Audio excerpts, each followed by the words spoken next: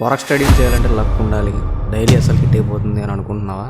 నేను ఎగ్జాక్ట్లీ ఫస్ట్లో ఇలానే అనుకున్నా. ఈ ఒక్క మిస్టేక్ తెలిసాక మార్కెట్ నాకు క్లియర్గా కనిపించింది. ఈ వీడియోలో స్కిప్ చేసామంటే నెక్స్ట్ ట్రేడ్లో మళ్ళీ అదే మిస్టేక్ రిపీట్ చేయొచ్చు.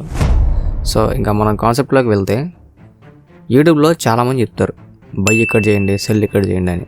కానీ రియల్ ప్రాబ్లం ఏంటంటే మార్కెట్ ఎందుకు మూవ్ అవుతుంది అండ్ ఎలా మూవ్ అవుతుంది అనేది ఎవరూ చెప్పరు.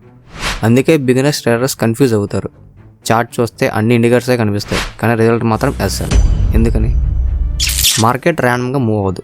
బిగ్ ప్లేయర్స్కి లిక్విడిటీ కావాలి అండ్ మన ఎస్ఎల్ వాళ్ళకి ఫ్రీ లిక్విడిటీ. అందుకే ప్రైస్ ఫస్ట్ నీ ఎస్ఎల్ని టచ్ చేసి తర్వాత యాక్చువల్ డైరెక్షన్లో వెళ్తుంది. సో ఈ కాన్సెప్ట్ తెలియక చాలామంది బిగినర్స్ ట్రేడింగ్ని గ్యాంబ్లింగ్ అని కూడా అంటారు. ఇక్కడ చూస్తే రిటైల్ ట్రేడర్స్ అందరూ ఇక్కడే సెల్ చేస్తారు.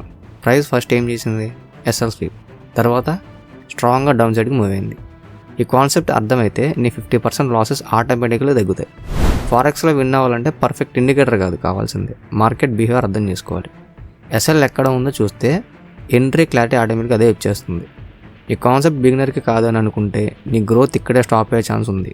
నెక్స్ట్ వీడియోలో ఈ ఎస్ఎల్ హండ్ని ఎలా యూజ్ చేసి ట్రేడ్ ఎట్లా తీసుకోవాలో కూడా నేను లైవ్లో అయితే చూపిస్తాను. సో మిస్ అవ్వకూడదు అనుకుంటే ఛానల్ సబ్స్క్రైబ్ చేయండి. ఫారెక్స్ని సింపుల్గా నేర్చుకుందాం.